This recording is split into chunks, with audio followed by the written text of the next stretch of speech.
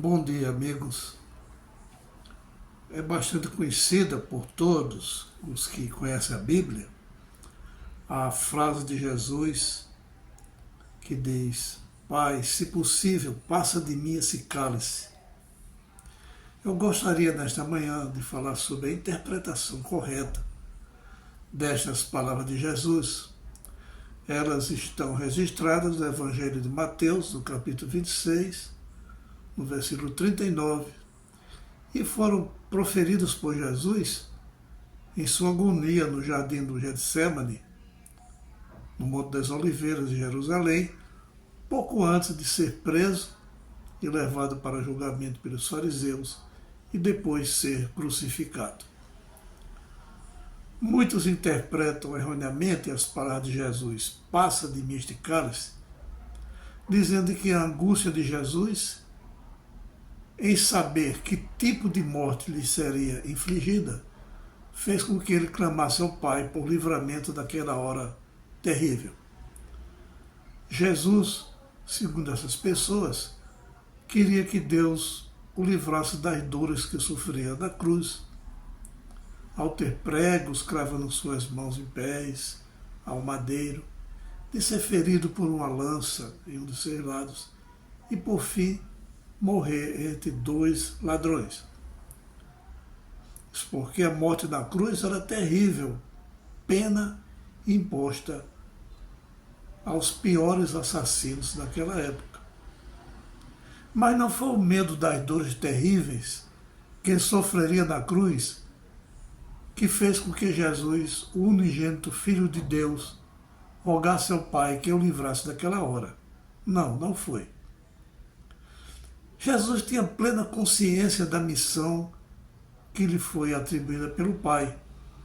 Os evangelhos estão cheios de textos onde ele fala que sua missão era morrer para nos libertar do pecado e nos dar a vida eterna.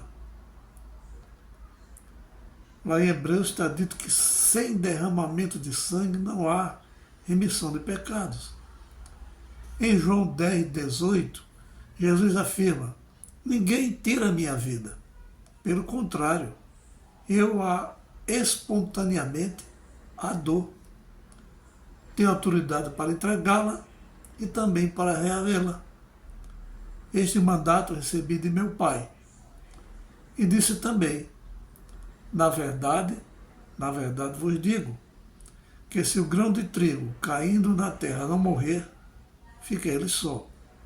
Mas se morrer, dá muitos frutos. João 10, 24. E disse também: eu sou o bom pastor.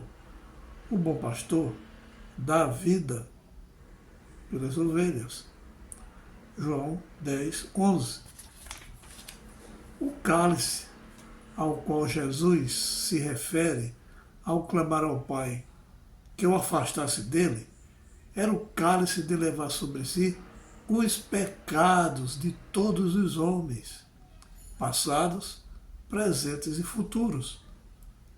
Ele que era santo, puro, imaculado, a luz do mundo, de repente seria envolvido pelas trevas dos pecados de todos nós, de ser considerado maldito, porque a Bíblia diz: Cristo nos resgatou da maldição da lei, fazendo-se maldição por nós, porque está escrito: maldito todo aquele que for pendurado no madeiro.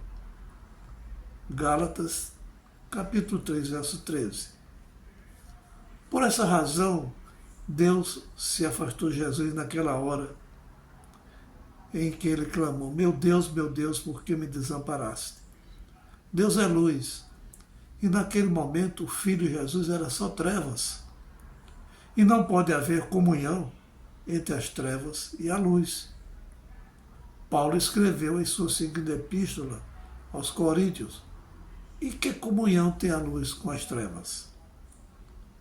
Esse é o real significado das palavras de Jesus ao pedir ao Pai que, se possível, passasse dele aquele cálice. O cálice de levar sobre si os pecados de toda a humanidade de se transformar em trevas, e não o medo da morte na cruz. Jamais poderia ser o medo da morte na cruz.